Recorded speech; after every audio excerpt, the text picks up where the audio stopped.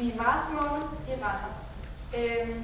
I voksne og nogle af vores børn skal på dette landsmøde tale en hel masse om vedtægter, handlingsplan og mange andre ting.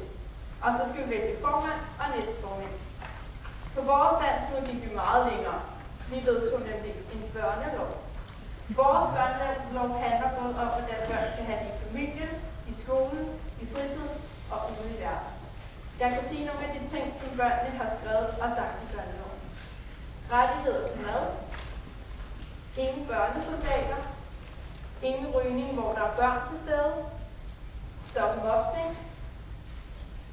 Ligestilling og mere udlandsbistand. Børneloven har også nogle bud på børnedemokrati i geologi.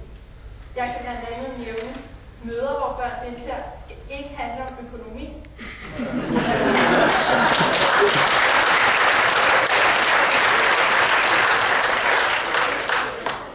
Møder skal være sjove, og de voksne skal høre på børn.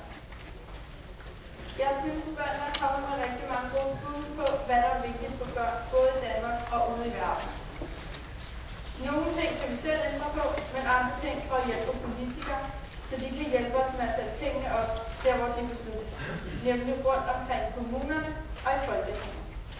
Derfor synes jeg, det er super fedt, at Julie har udnævnt en masse børneambassadører. De har nemlig sagt, at de vil hjælpe til med at arbejde for, at børns vilkår og rettigheder kommer på dagsordenen, når der skal laves politik.